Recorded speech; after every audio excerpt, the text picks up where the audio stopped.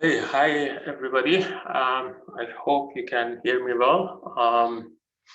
May I ask you to turn on your camera, those who can, so I can see you?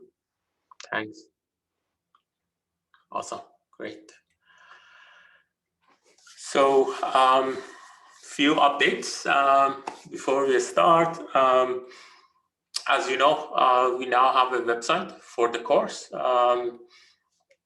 You can find materials as we go. I update regularly with the slides, with homework, projects, whatever is needed.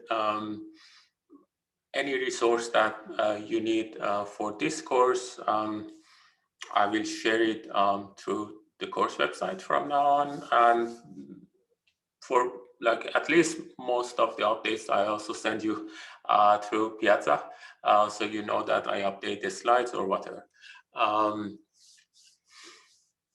Besides this, also this week, you will have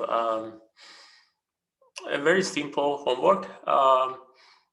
I will post some question, kind of quiz via Gradescope, hopefully tonight.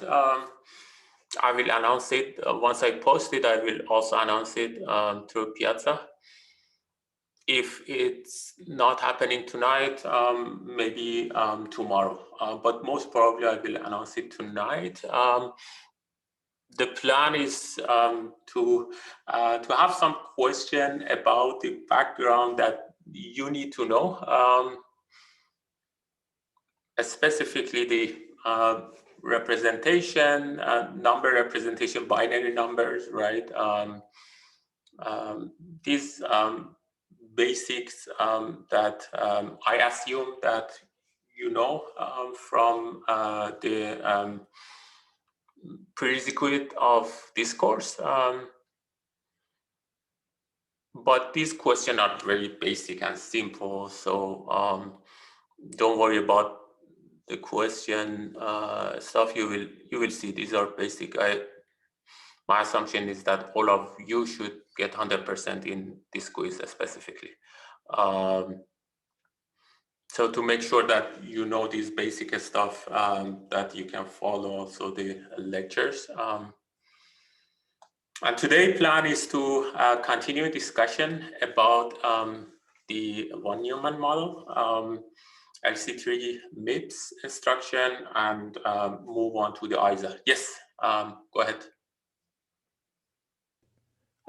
Should we, would you recommend us taking notes from the textbook or just reading over the chapters and paying attention to what we're reading?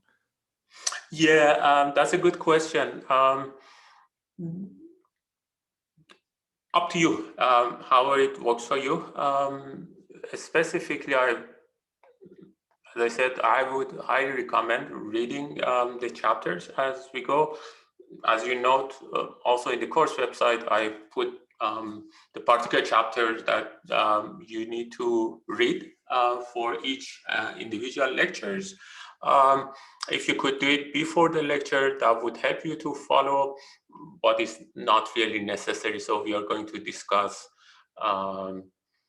the material here throughout the lectures. You can also read it afterward to refresh and correspond it with the, what we have discussed in each lecture. This way you can understand it much better. But however it works for you. Good question. Is there any other question?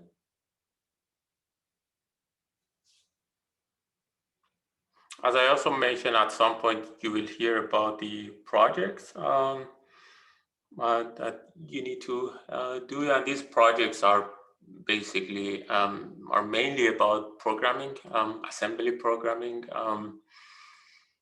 So these are also not difficult, easy. But you will hear in a few weeks about those projects as we go ahead. Is there any other question that I can answer? Okay, great. Let's continue the discussion about von Neumann model. We discussed that we need a model in order to build a computer, and von Neumann is the most fundamental model for building a computer that consists of as you see, 5 different components: input, output, we discussed, memory, processing unit, and control unit. We discussed already about each unit in the last lecture, but essentially, von Neumann model are based on 2 key properties, and these 2 key properties are fundamental, very important. First, the notion of stored program computer. Basically, instructions are stored in memory, similar to the data. It is very important, fundamental. Also, each instruction is processed sequentially. And we are going to talk about this process in more depth, hopefully today. Basically, fetching, execution, and completion of each instruction. So you know how each instruction gets executed in at least at the microarchitecture level, at the hardware level. So make sure you understand these 2 fundamental notions. These 2 are easy to understand, but essentially these 2 key properties gave rise to appearance of modern computer. Specifically, we started to talk about LC-3, which is a von Neumann machine.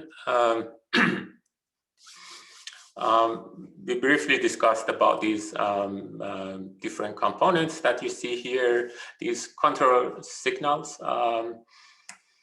where the data come from, this memory address register, memory data register, these 2 particular register where you know what they do.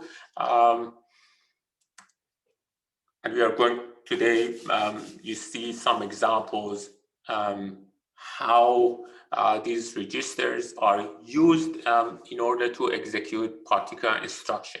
So today the plan is to have some particular discussion about instruction, and when the computer executes this instruction, how these different modules, registers, finite state machine, ALU, PC, other parts, how these are orchestrated in order to execute a particular instruction, or how these are orchestrated in a particular instruction cycle is an important notion that we'll discuss today. And many other components that we have discussed in the last lecture. Okay.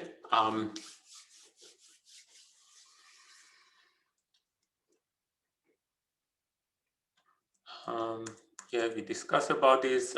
Essentially, you know what is the function of PC or program counter. Basically, it stores the current the address of the current instruction that needs to be executed, and we have different addressability. We discuss about it. If the addressability of the computer is word addressable is incremented by 1 program counter automatically. If it is byte addressable, such as MIPS, you need to increment program counter by 4. And we discussed about this particular example where we have a MIPS assembly program. You have different instruction, and today we are going to go deeper inside to understand each of these instructions. As you know, these instructions are human readable. To store them in computer, you need some machine code to encode these into the memory. We'll discuss about the translation to machine code as well, and this is how these instructions are stored in memory. Again, this is related to the notion of a stored computer program. So you have some program here, some MIPS assembly. You have corresponding machine code for this program. And this is the way how you store the program inside the memory. From bottom to the top, so here there are the corresponding addresses. We assume that this is MIPS, right? We start at particular address in MIPS, and since MIPS is byte addressable, you see that the increment is by 4, right? So PC start at this location and move to the next location and so on. So basically, again, in this slide, you see these 2 fundamental property, and this is the way how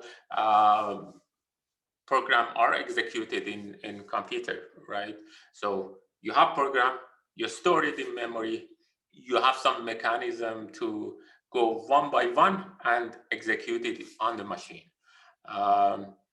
So this PC would increment one by one unless there are some particular instruction like jump, where move the PC like further ahead, not by 1 necessarily, but by default this PC move one by one the memory address in order to execute these instructions. I have a question. Yes, go ahead, please. This text looks like it's in hexadecimal, which I'm guessing because numbers and letters, that's the way we did it in digital logic. So why is it necessary to skip over the first 2 rows? If this is stored in bits, and bits use like, what's the word, like 8 things to do base 16, why is it necessary to do like 004 in this address system? Why is it not like they all start at some number of bits but leave those 2 things open? Or is this intended to be the middle of the code? Very good question. That's a fantastic question. This is actually by convention, right? So the first location in MIPS, and note that this is basically part of the ISA of MIPS, that the program instruction started from this memory location. So PC is loaded for the first time when you want to execute the program, started from this location. So this is by convention. Here you see that in MIPS set the PC to this particular location, right? This is the start of the program when you execute it. But could have been other location if you implemented a different macro architecture, right? Like whatever, XYZ, based on one Neumann model. So it really depends on the convention of this particular microarchitecture, which is MIPS, which is started at this particular location. Does it answer your question? That was a very good Yes, question. sir. Thanks for asking. So these are like by convention start at this location. Not a very particular important point like why there are some partitioning in memory, like MIPS designer decided to start from this particular location in memory.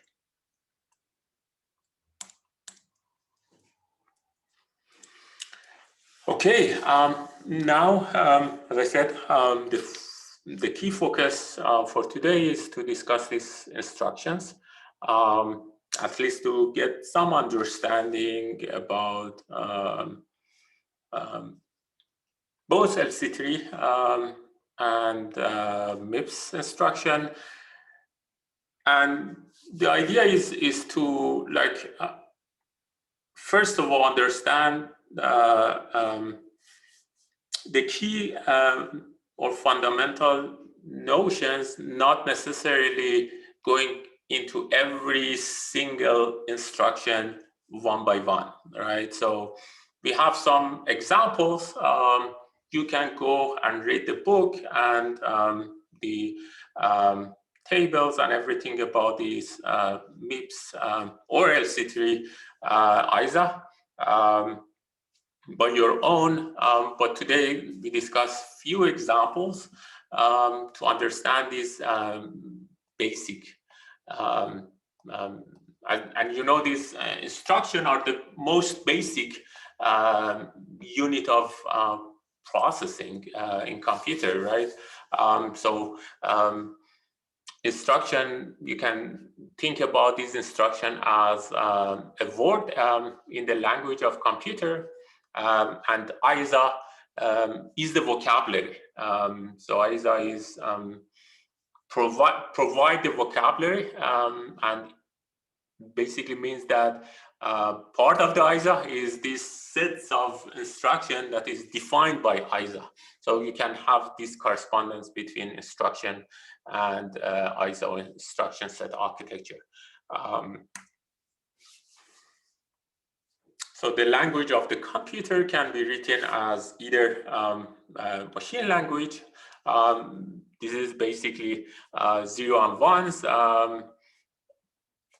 Only computer readable representation. Obviously, some of us can also read them, but the most suitable representation is this assembly language, which we can read a lot easier and understand this type of representation.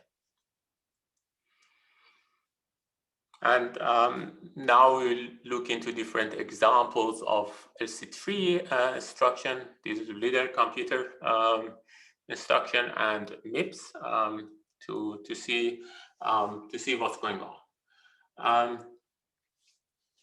And for you to know, we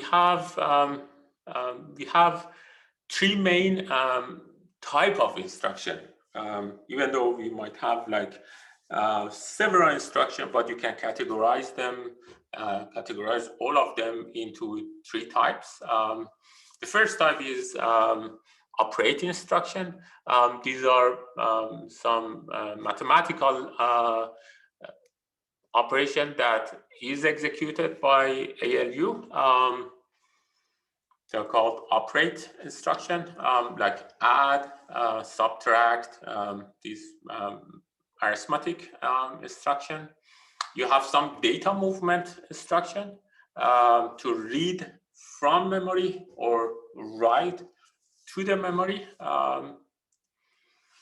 and some control flow instruction, which basically you can think about it as a jump where you want to change the sequence of the execution of a program. By default, we know that it gets executed one by one, but sometimes you need to to jump to another memory location. Specifically, this is useful when you want to write some complicated program at a high level, like if then else, while, and this type of high level program. So we also need or high level logics that you need to implement and execute in this type of machines. So you have essentially three types of instruction that in order to execute in these machines. Let's start with one particular very easy example, adding two numbers. This is high-level code. For example, in C, we add B and C, and we store it in A. This is how it looks like in assembly. Very easy. One line of assembly code. And this is like you see, like the last two operand B and C, and we store in A, which is located at the first operand in this instruction. This is the way how you represent it in assembly code. As you see, one-to-one correspondence between high-level code in C and an assembly. So the add itself is a mnemonic to indicate the operation in order to execute. So we have this mnemonic, and we have some source operand. In this case, B and C are source operand, and you have some one destination operand. In this case, A. So again, add, this is important to understand. Add itself is indicating what kind of operation you want to execute. And B and C in this case are source operand, and A is the destination operand. And this is the way you can interpret it, or this is the semantic of this operation. So you add B to C, and you store it in A. So this is the specification from the semantic, or semantic, it is the semantic of this instruction. Very easy, so you already know that. So now let's look at some more detail. So we need to map these variables, obviously, to registers. So in this case, we discussed about registers before, that each microarchitecture have different registers. In LC-3, you know that you have a bunch of them. Do you remember how many you had in LC-3? How many in MIPS?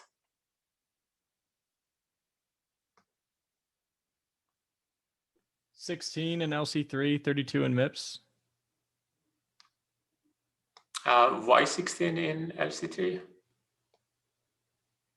That's just off the top of my head, but I'm not sure if that's right. Yeah, close enough. I mean, the exact number probably doesn't matter, but basically it is important to know, like, you have a bunch of different registers. We discussed that each registers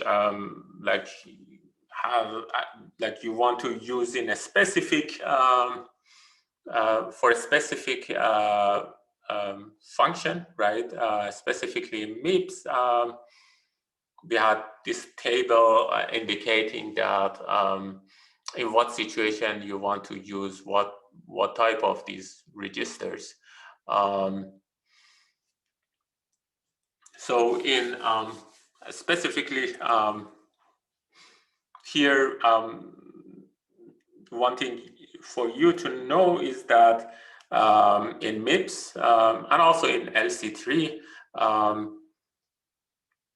These source operand and also destination operands has to be basically associated to these registers. Cannot be essentially the memory location. So you cannot add two numbers from particular memory location and add it or store it in another memory location. So you cannot execute, you cannot have operands that indicate the particular address of the memory location, specifically in this type of instruction, right? So they have to have, you need to have this particular register in order to write assembly code.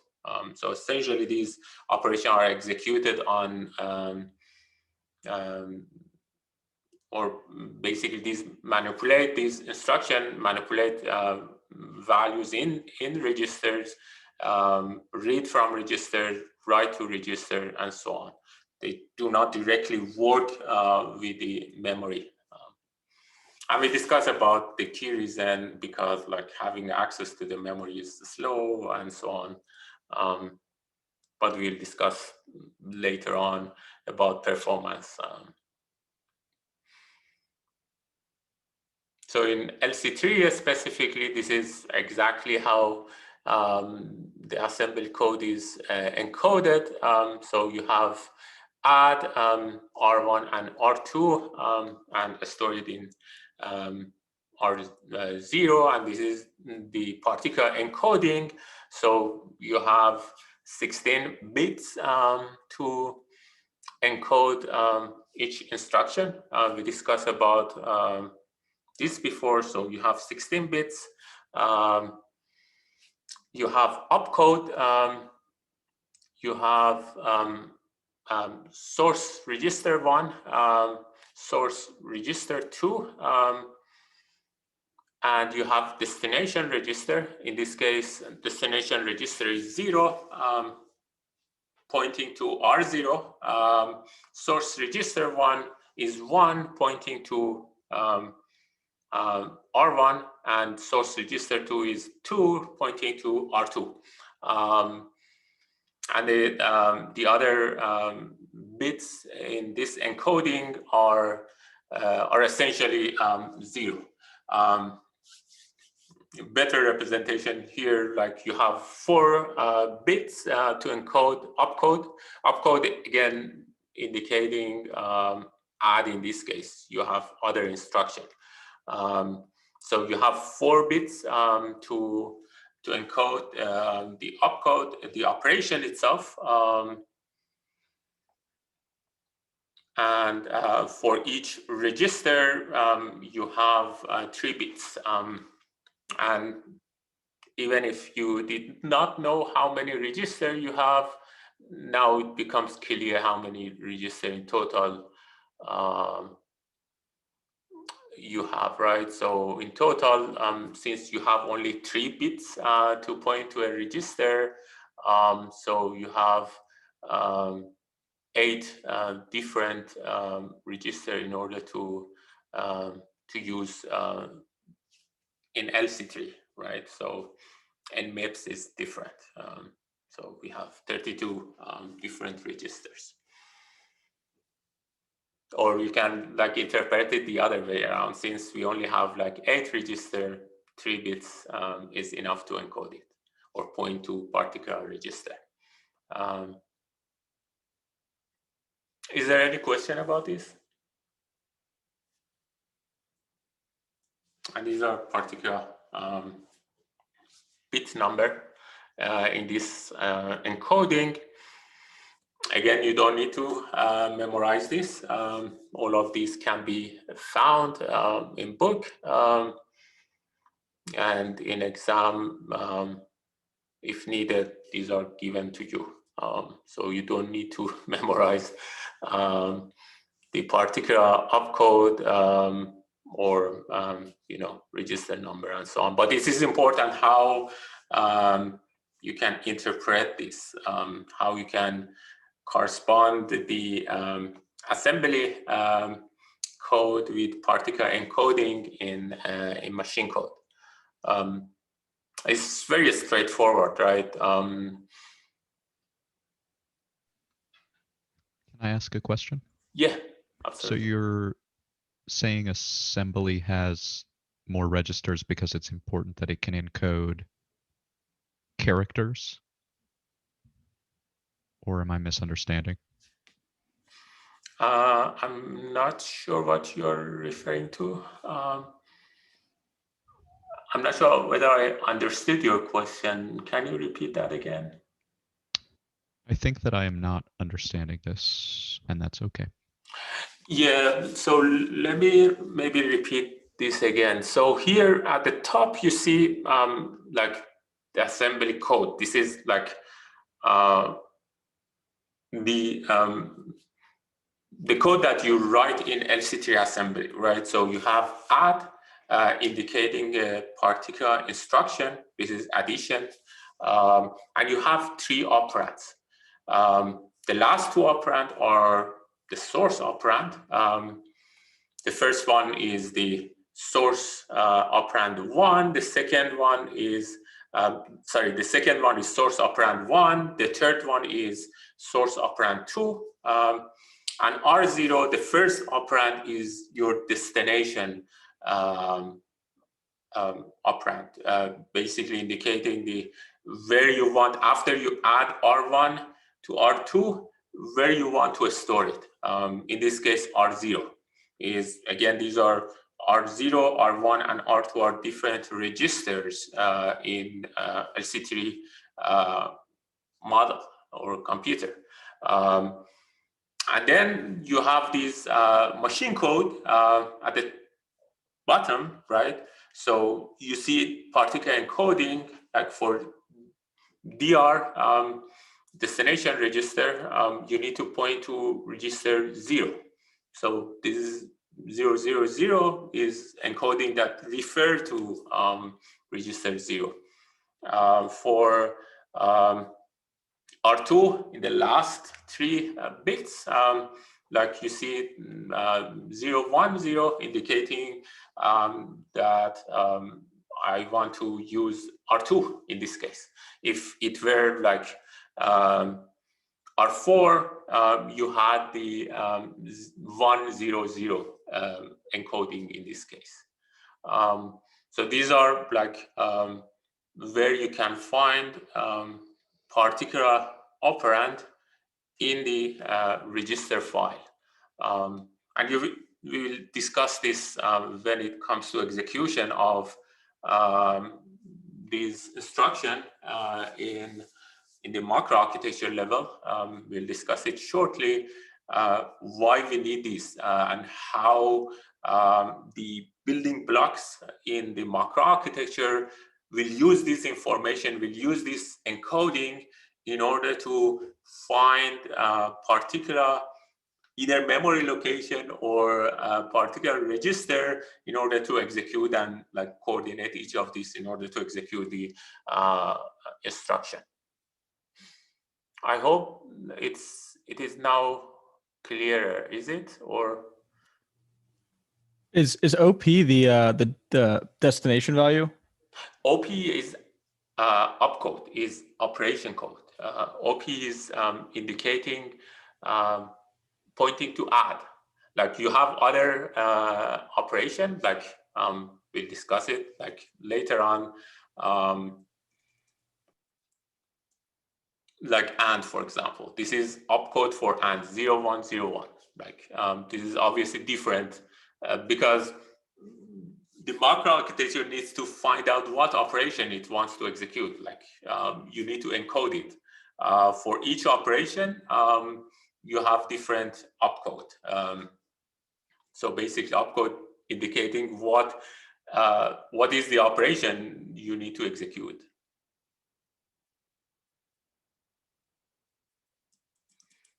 Is there any other question? but these things will become a lot more clear when it comes to execution. But yeah, keep ask these questions because it help you to understand this better. And then you can also represent the whole thing in hexadecimal, right? So in order to have 16 bit encoded in hex, you need four numbers, right? 0x 10 42.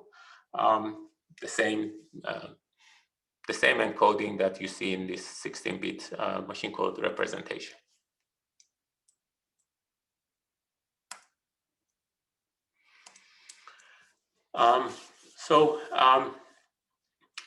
More detail. So we have opcode, what the instruction does. We have different instruction. In total, with 4-bit, we know that in total we can encode how many? 16 bits. 16 different instruction, right? In total. So with 4 bits, we can, like, this is, you have 4 bits to encode all possible operation in LC-3, right? So with 4 bits, we can only have 16 different operations that you can define.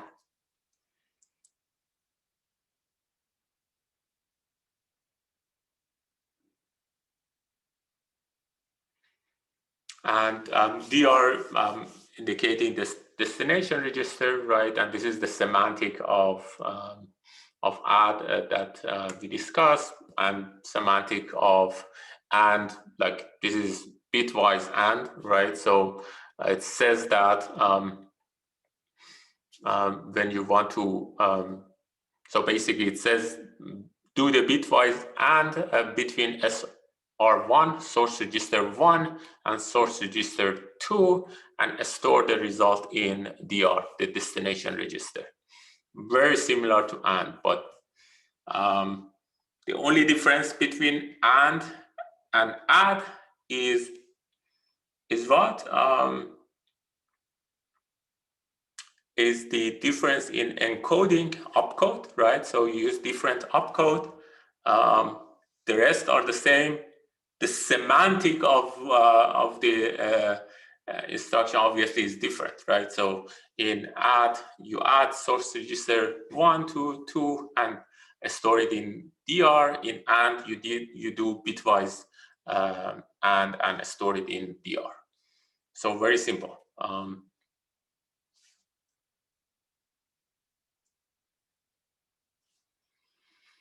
In MIPS, also very similar.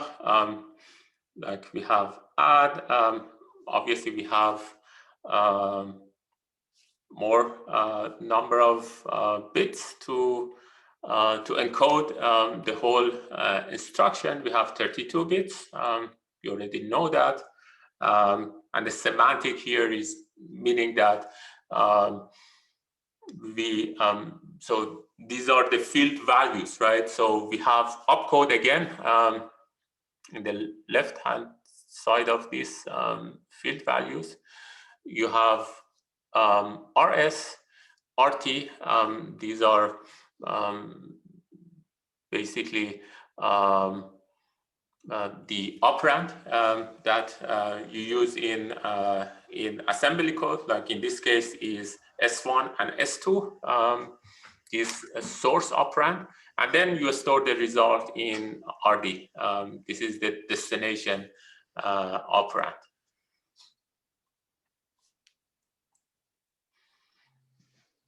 And in this particular case, the way you represent it, you have also shamped. We'll discuss the semantic of it later. These are for shift operation. Don't worry about that. And then on the right part, you have funct. This is pointing to particular operation that is executed, in this case add. So add is 32, and operation in this case pointing to 0, meaning that this is of a particular type of instruction, in this case this arithmetic instruction.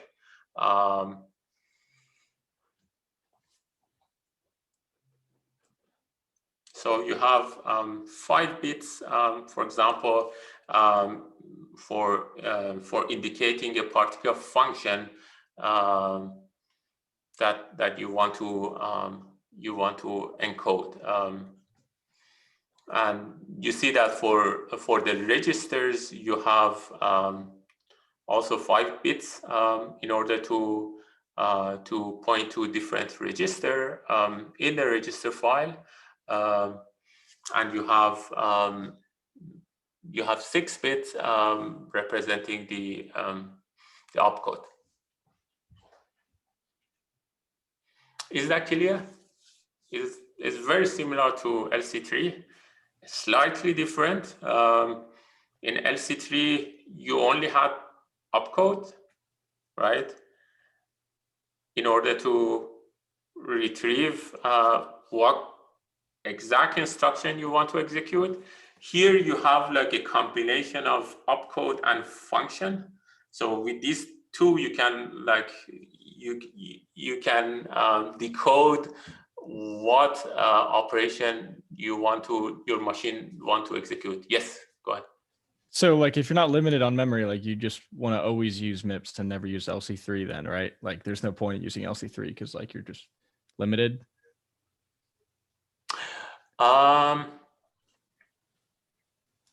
Very good question. But if I understood your question correctly, so you're referring that what is the key reason we want to use LC-3 in the first place? Yeah, like eight registers as opposed to like 32 registers. Like, wouldn't you just want to pick the 32 registers? That's a good question. The key reason is that I also briefly mentioned it last time. LC-3 is like little computer, is very simple instructional computer, right? And it's used mainly for teaching computer architecture to students. Is simple, is not a real world computer. It's simple enough, but has has a full-fledged functionality of a computer, right? MIPS is also simple, a lot simpler than x86, for example, that we all use, but also is a real macro architecture that has shipped all over the world, like billions of devices. Simple devices are basically MIPS computer. That's the difference. MIPS also is, I mean, relatively simple.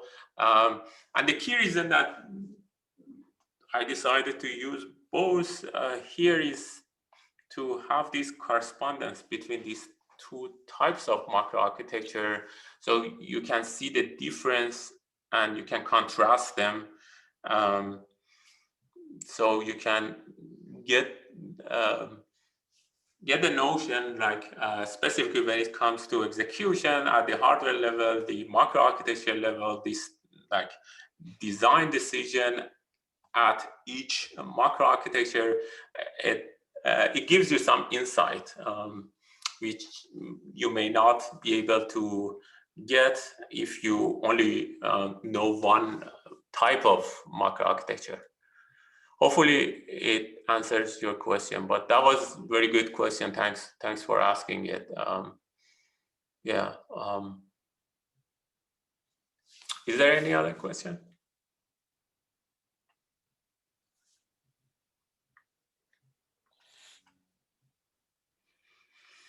So yeah. that's and this is like encoding hex.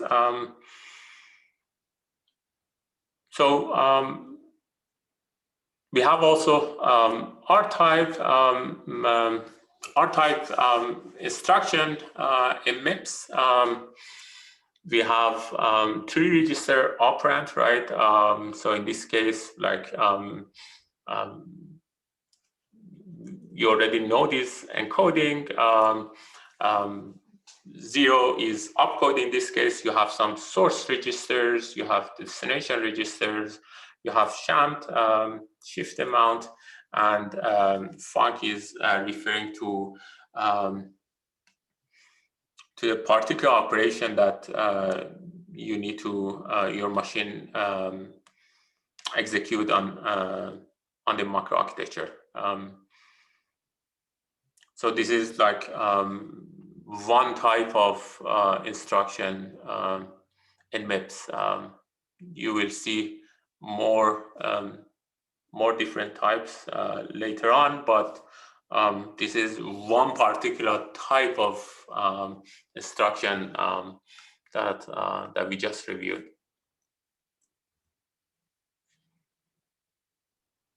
The second type, obviously, is also these type of instructions are also important. Basically, the operations that enable reading or writing from and to memory. With operate instruction, like the addition, we did some arithmetic operation. We did some logical computation, you could say, in the ALU. In order to execute, and we'll discuss it shortly, in order to execute this type of instruction, you need ALU in order to do that. For memory, we need the instruction to only access part of the memory. For example, we need to read from the memory, and you will see also shortly why we need, but you know that for any high-level program that you write in C, Java, others, you need accessing memory. You cannot do everything by registers. And also, you need some operation for writing to the memory. For example, in this case, this is a high-level C code representing that we want to read location I in A. A is a vector, you could say, and we read location I inside this vector and store it in A. This is high-level code. The corresponding assembly code is, and this is like, is not a particular assembly, it's like a assembly code. You will see like LC-3 and MIPS assembly code, the exact MIPS and exact LC-3 assembly code shortly associated to load. But for now, consider this A assembly code. You see it very similarly. So the first operand indicate where you want to store the data that you retrieve them from the memory. The second one indicate the first location in the memory, and the third one is basically starting from A, basically where you need to go in order to retrieve particular word in the memory and load it to A. So this is this is how you can interpret this particular instruction. Again, here load is a mnemonic to indicate the actual operation. Load in this case, A is the base address where you want to start, and I is the offset that you need to move after you know where the base address is.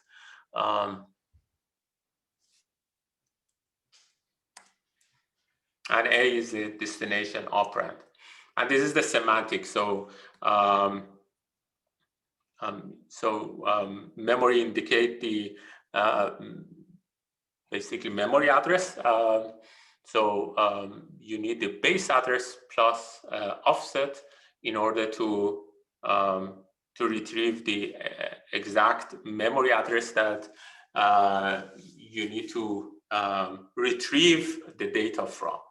And once you retrieve it, you store it to the first operand, A in this case.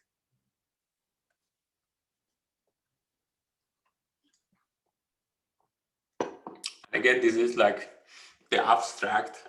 Next slide, we will go to particular LC-3 and MIPS representation. Any question about this? So let's clarify it in LC-3. Let's imagine that we want to retrieve A2 in this case, and put it in A. So in LC-3, LDR is the particular instruction that you use for loading data to register. In this case, R0 indicating to obviously register number 0, where the location of the base memory address is, right? So in this case, you need a base address, and you store this base address in register number 0, right? And you need the offset, in this case is 2. You go to the memory, you look at what address is stored in R0, and you add 2 to it, and then whatever data is located at this particular address in the memory, you store it back to R3. And this is the MIPS code, very similar. You use load word LW in this case. You have like S3 and $S3 indicating particular register where you want to store the data after the data where after you retrieve it from memory. And then you indicate offset, and into parentheses you put the base location, in this case S0. So you use S0 in order to in this particular code, right? So you could use other different, obviously other different register in order to point to the base memory location, and then before parentheses in order to indicate to the particular offset. It's very similar, but somehow different specification from LC-3.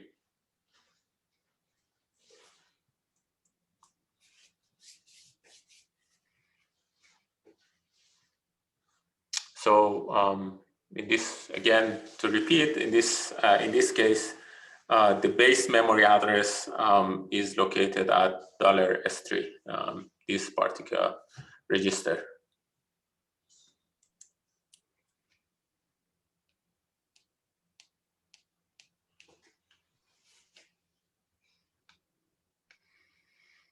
Do you have any question about this?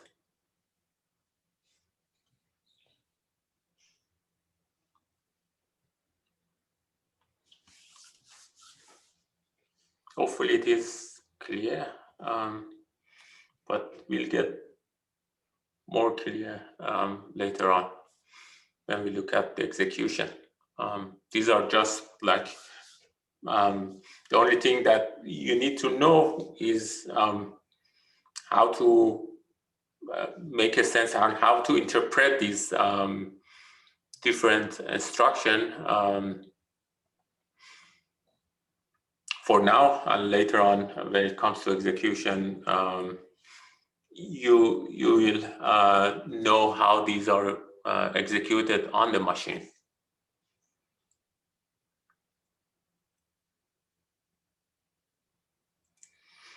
And we know that MIPS, we discussed about this addressability before.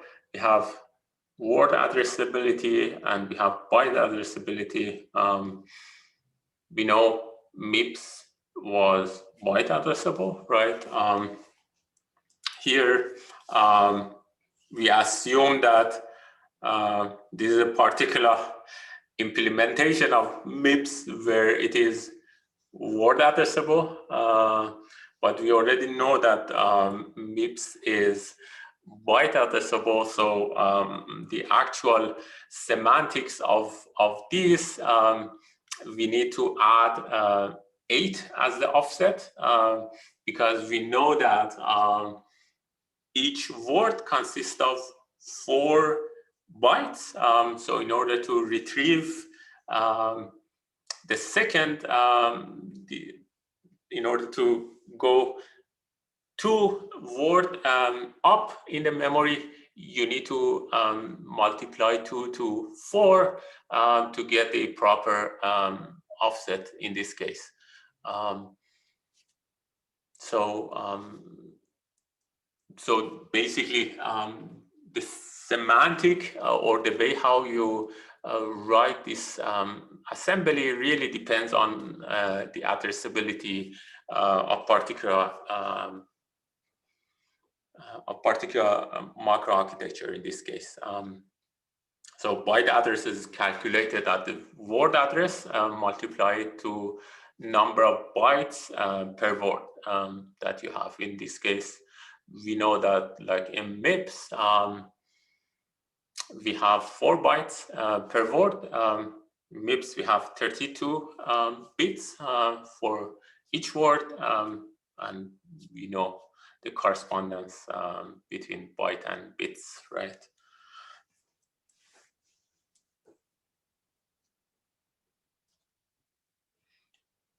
So in LC3, LC3B, LC3 in general is word addressable. But in particular variation of LC3, which is called LC3B, you have 2 bytes per word, and we know that like in Word,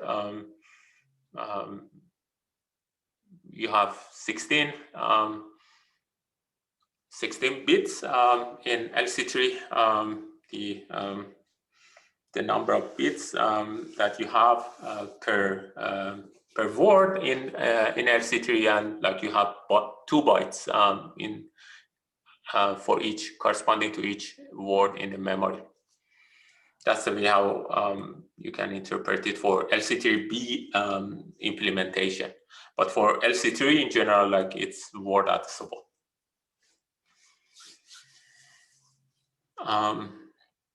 For example, here, like we have LDR. Again, this is particular encoding of this instruction, like very similar to like,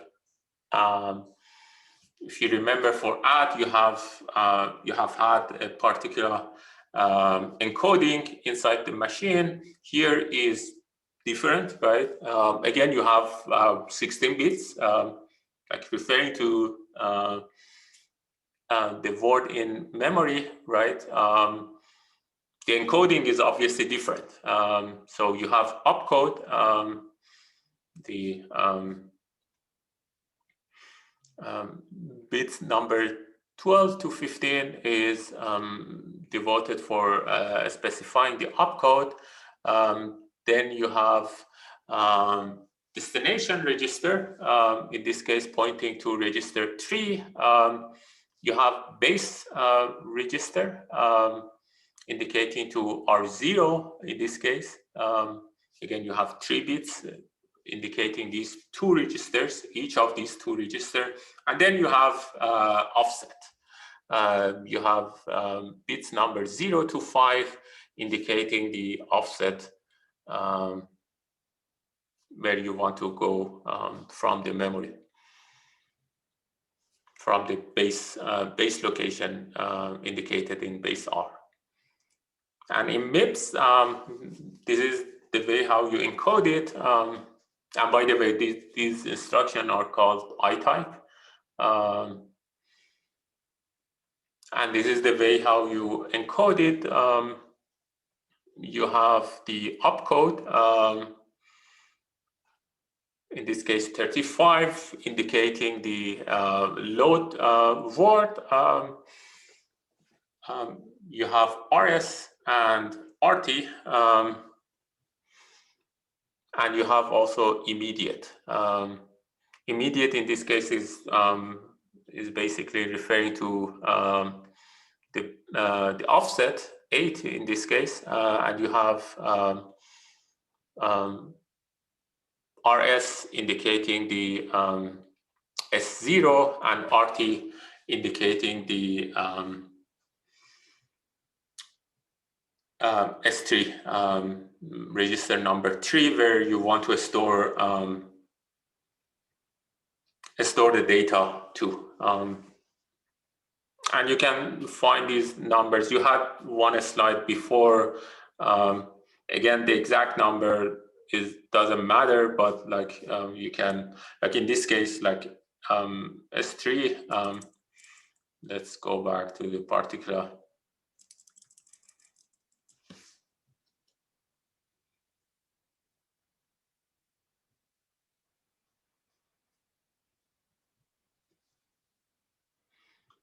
If you remember this, you see that S3 is 16, like S3 is 19, right?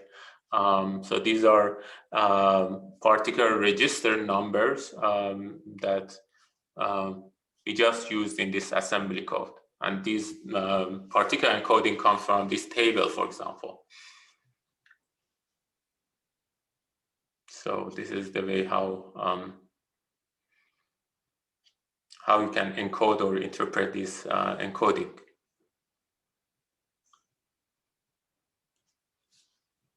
Hopefully it makes sense for you guys. Do you have any question about this?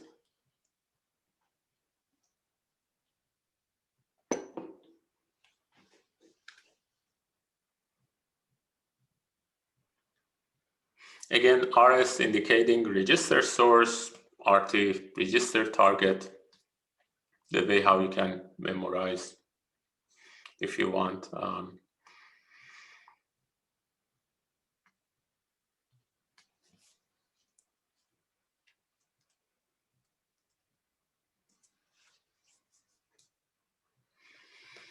Now let's, now that we got some intuition,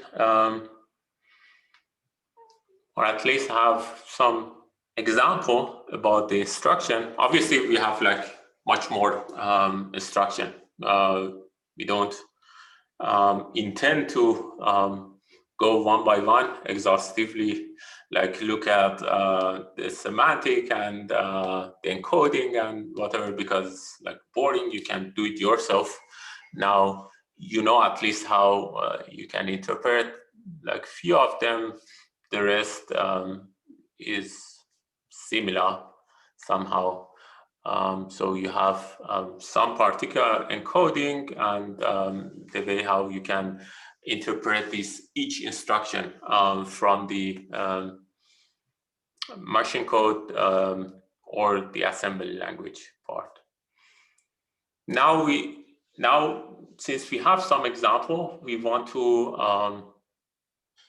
look at how these code are executed inside the machine at the microarchitecture level.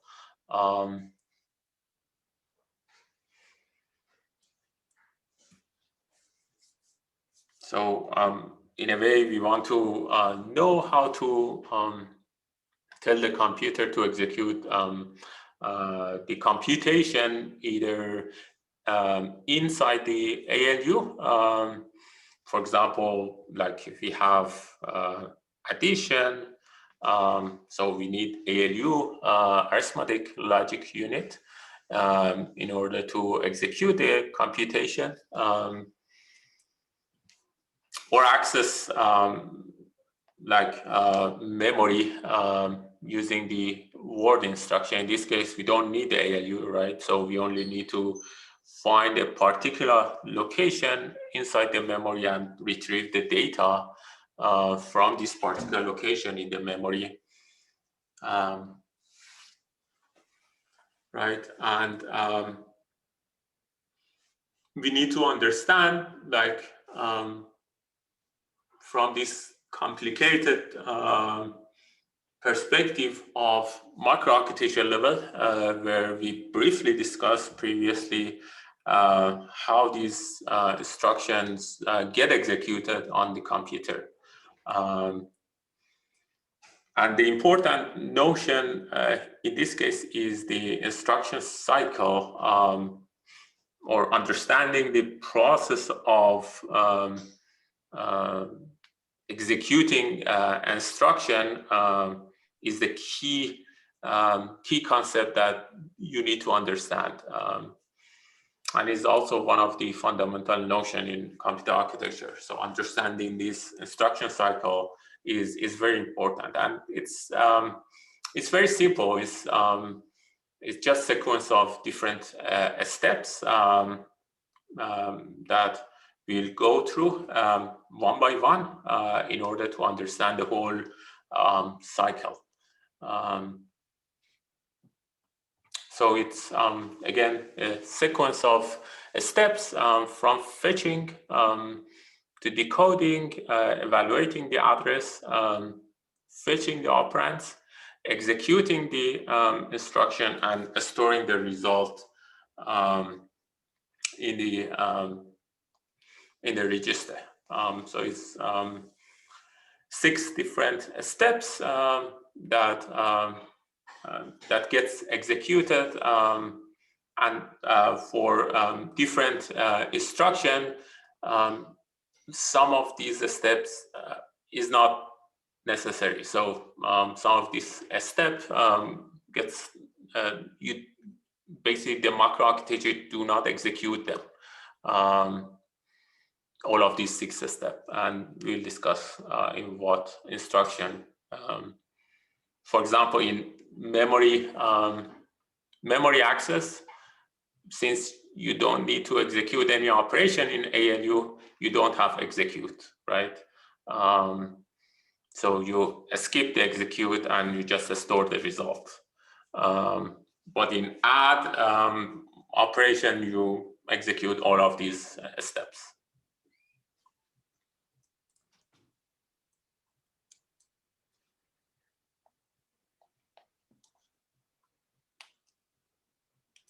And like in x86, which is like a lot complex comparing with MIPS or LC-3,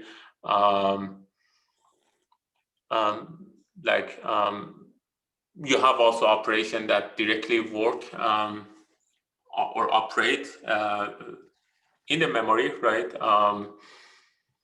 So like there are some differences between different microarchitecture, but we'll not discuss x86 here. But one thing for you to know, again, like with respect to complexity, we have, and we'll discuss it later on, this trade-off is important, right? In some microarchitecture, you have much more complex instruction, do more complicated stuff. Obviously, for that, one way that you can look at it is that, like, when you have more complex instruction at the microarchitecture level, you can write more complex program at a high level a lot easier. So the translation from the high level code to complex instruction at the microarchitecture is shorter, right? But the hardware implementation of this complex instruction become a lot more complex because you need to implement this instruction at the hardware level. So you need more construct at the hardware level to implement this complex instruction. But on the other hand, like the distance between high-level code to this complex instruction is shorter. On the other hand, if you have easier instruction at the macroarchitecture,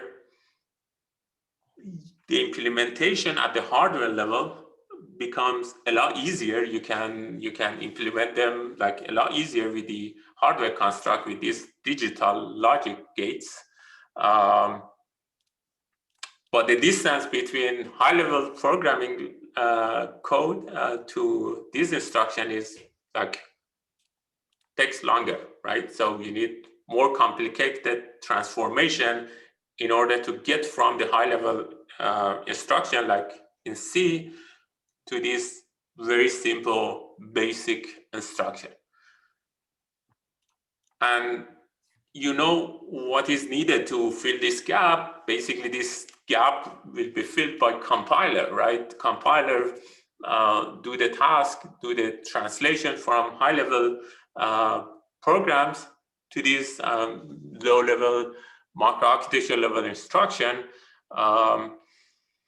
So there is always a trade-off, like what kind of complexity you need at the macroarchitecture level, what kind of trade-off it provides for both programmers and also those who implement the instruction at the hardware level. So we'll discuss these trade-off later on. This becomes a lot clear why, like, some macroarchitecture decide to have like very simple instruction set, and why others have more complicated instruction set, and what is the trade-off in between.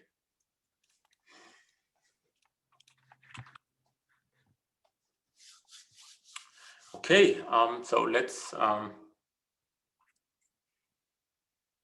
It's 5:40, right?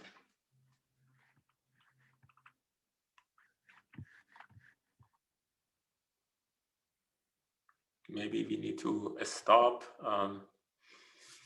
because it's now the time. I thought we will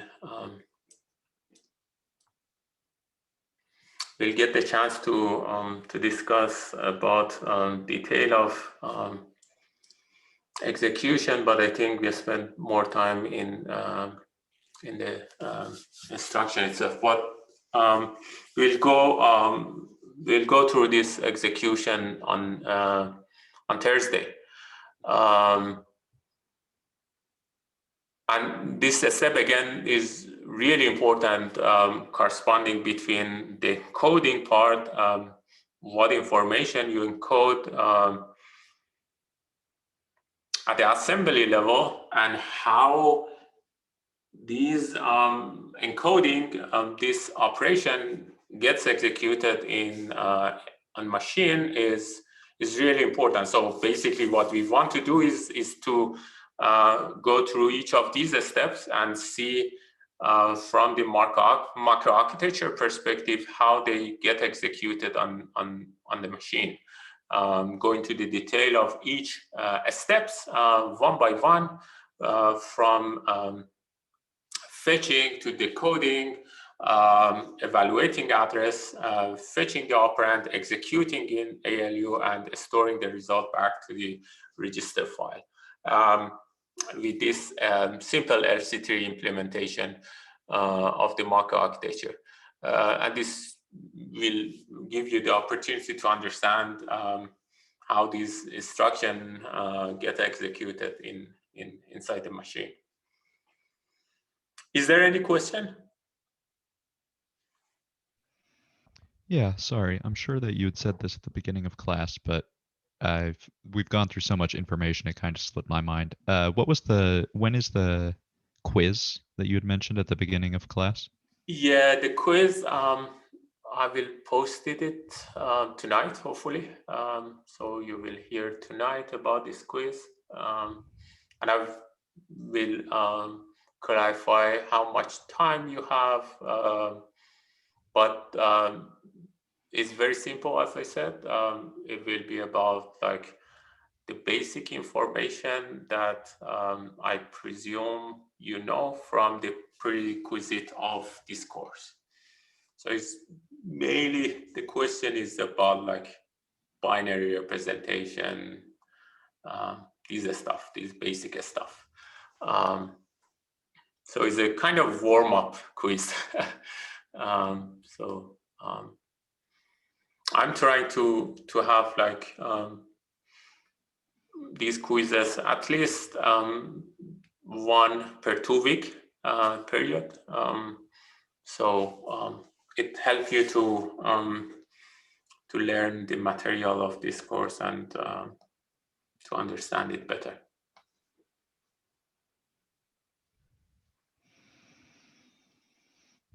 Thank you. Sure. Is there any other question? If not, so let's just stop here, and I will stay for a few more minutes if anyone has question. Yeah, please ask. So like, do these get worked up to like different like higher level languages, like we've been talking in like C, like for like these purposes, but like will we split, like would we discuss like bytecode, for example, for like Java or like whatever, like because obviously there's different like assembly languages for different higher level languages that it's associated with. So like, are we gonna like just stick with kind of one paradigm there, or like move around? By paradigm, you mean like particular macro architecture? Yeah, you know. Yeah. Like, So yeah, like the only macro architecture we will discuss in this course is our LC-3 and MIPS, mainly MIPS. Like you can consider MIPS as the main. LC-3 is somehow optional, but we'll discuss it for understanding MIPS better or understanding these trade-off decisions. But yeah, like we have many different assembly languages, right, for different macro architecture stuff. We do not go into those, right? It is like this course is about understanding mainly the important aspect of computer architecture, specifically the ISA, the instruction set, also the macro architecture, how you can implement particular ISA at the hardware level, and how we can make trade-off, how we can decide how to design a computer. These are the key concepts that that we'll discuss in this course. But important thing is that the difference between different assembly languages, like really is minor. Like as long as you understand one of them, interpreting and like knowing the others is a lot easier. Only this the instructions, like particular instruction, particular encoding, are different. Then, like as long as you have the book, like the book for particular or the table for particular assembly language, then you can write program easily in another assembly language. But like knowing that, like in each assembly language, you might have instruction of different complexity is important, right? This is corresponding to what we just discussed, right? So some microarchitecture or some ISA provides more complex instruction. With that, you can write more complicated programs at the assembly part, right? So we can, it becomes a lot easier to write assembly code, right, for implementing any logic that you want. But on the other hand, implementing those instructions at the hardware level is very complicated, right?